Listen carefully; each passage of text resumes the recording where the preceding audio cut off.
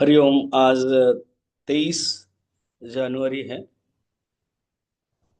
आज के जो श्लोक है वो चतुर्थ अध्याय के 22 नंबर श्लोक है। श्री भगवान उवाच यदृच्छालाभ संतुष्टः द्वन्द्वातीतो विमत्सरः समसिद्धावसिद्धौ च कृत्वापि न निबध्यते। यहाँ पर एक दो तीन चार पांच लक्षण बता रहे हैं। उसमें सिद्ध के लक्षण की दृष्टि से चौथा नंबर है, और सिद्ध के जो साधना की दृष्टि से जितने लक्षण थे उसमें 10, 11, 12 और 13 है। पहला वाला है यदृच्छा लाभ संतुष्ट, उसको जो भी कुछ मिलता है उसमें खुश होता है। अच्छा, ये जो मिलता है केवल भोजन की दृष्टि से, वस्तु की दृष्टि से नहीं है, परिस्थिति भी। कुछ भी परिस्थिति, हमेशा परिस्थिति अच्छी रहेगी करके कोई माने नहीं है। कभी विपरीत परिस्थिति, कभी अनुकूल परिस्थिति, सब परिस्थिति में कभी वस्तु के दृष्टि से, कभी भोजन के दृष्टि से हमेशा हम संतुष्ट है। हम लोग क्या है, परिस्थिति, वस्तु और व्यक्ति के द्वारा तुरंत जल्दी प्रभावित हो जाते हैं। वो प्रभावित नहीं होते, वो जानते ही ये सब संसार का खेल है, मैं तो आत्मस्थिति हूं। एक हिंदी में कहावत है, कभी घी का घना, कभी चने चबेना, कभी वो भी मना।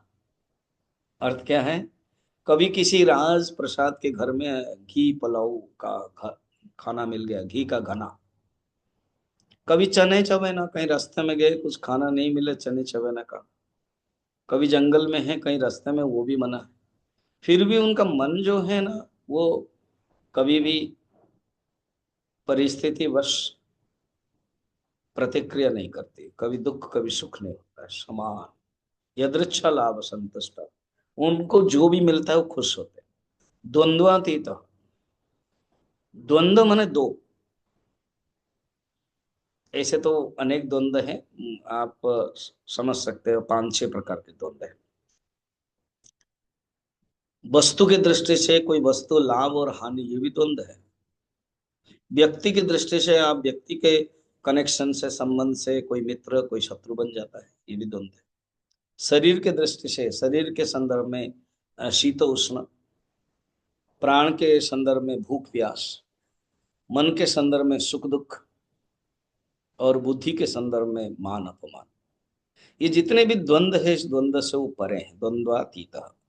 विमत्सर, मत्सर का अर्थ है ईर्षा करना, मत्सर भाव। तो उनके अंदर कोई ईर्षा मत्सर कोई भाव नहीं है। समसिद्ध, सिद्धि और असिद्धि। सिद्धि इष्ट लाभ, असिद्धि न लाभ, इनसे भी परे हैं। न कृत्वा च कृत्वापि न निबध्यते, अगर उनके प्रारब्ध के अनुसार कुछ कर्म कर रहे हैं, लगता है उनके दृष्टि से कोई कर्म नहीं है, और लग रहा है को कर्म कर रहे हैं, उससे भी वो निबंधन में पड़ नहीं पड़ रहे हैं, अर्थात बंधन नहीं है, मुक्त है। कर्म करते हुए भी, जैसे कहा गया है, पद्मपत्र मिवम्बसा है, कर्म उनको बांधता नहीं है, वो हमेशा नित्य शुद्ध बुद्ध मुक्त रहते हैं। ये विशेषता बताई गई है। देखिए कितना सुंदर लक्षण है जो